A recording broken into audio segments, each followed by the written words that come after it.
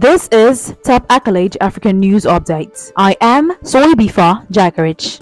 An Egyptian soldier has been killed in an incident involving Egyptian and Israeli troops in the border area near Rafah. The Egyptian and Israeli militaries are investigating what happened. Israeli media say there was an exchange of fire, but there are few other details and no reports of Israeli casualties. Tensions between Egypt and Israel have heightened since Israeli forces took control of the Gazan side of the Rafah crossing point 3 weeks ago as part of the offensive against Hamas. Egypt is a strong supporter of the Palestinians and has condemned Israel's military campaign in Gaza and the killing of thousands of civilians by Israel in the war. Egypt was the first Arab country to sign a peace deal with Israel 45 years ago, and although it has held relations between the two sides have often been frosty, deadly incidents between Egyptian and Israeli troops are rare. However, hours before the shooting, Egypt's foreign ministry condemned an Israeli strike on Rafah, which killed at least 45 people. According to Gaza's Hamas-run health ministry, it accused Israel of the targeting of defenseless civilians. The Israel Defense Forces (IDF) said the attack had killed 2 senior Hamas officials and that it was reviewing reports that civilians were harmed as a result of the strike and fire it ignited. Like Israel, Egypt has maintained a blockade of its border with Gaza since Hamas came to power in 2006. Hamas is an offshoot of the Islamic Muslim Brotherhood organization, which is banned as a terrorist group in Egypt. Egypt has, however, kept channels open with Hamas and has been acting as a mediator in on-off indirect talks between Israel and the group to try to reach a ceasefire deal and release of Israeli hostages held by Hamas in Gaza.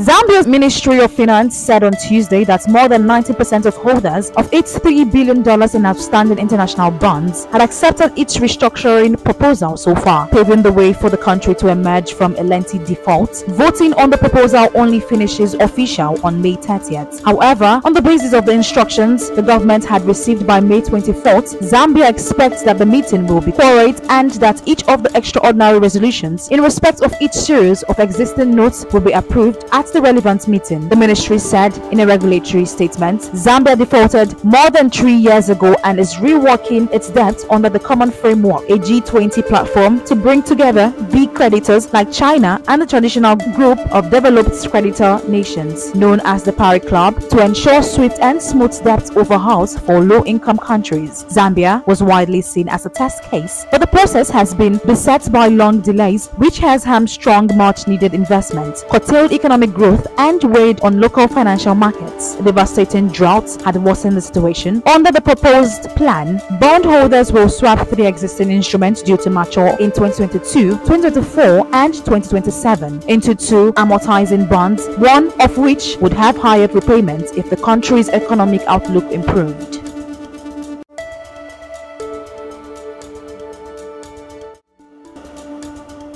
Hundreds of people have fled their villages in the rural community in northwestern Nigeria after weekend attacks by armed groups left 10 dead and at least 160 missing, a local government chairman and 2 residents said. A year after President Bola Tinubu came to power promising to end widespread insecurity, kidnappings in the northwest by armed gangs demanding ransom have become almost routine, with authorities seemingly powerless to stop them. Gunmen on motorbikes first attacked Kochi community in Niger State, Muya local government area, on killing 5 residents and 5 hunters who tried to fight back before kidnapping dozens of people, said local chairman Aminu Ajume. The gunmen returned and seized livestock and food and burned shops, forcing at least 700 villagers to flee to nearby communities. Ajume added, kidnapping gangs known locally as bandits and members from a faction of insurgent group Boko Haram joined forces to launch the attacks. Ajume said without providing evidence, Boko Haram has been fighting an insurgency in the northeast since 2009, but Niger authorities have previously said its smaller faction had cells in the state and carried out some attacks.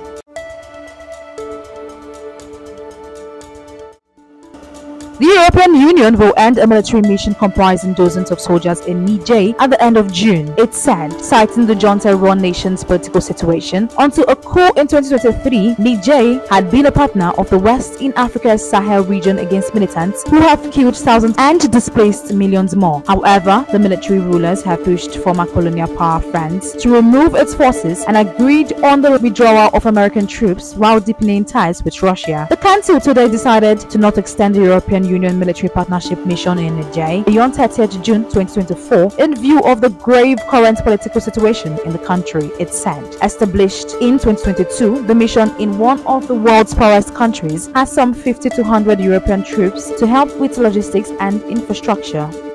That is the size of top accolade African news updates. You can follow us on our social media platforms as displayed on your screen. Happy Tuesday.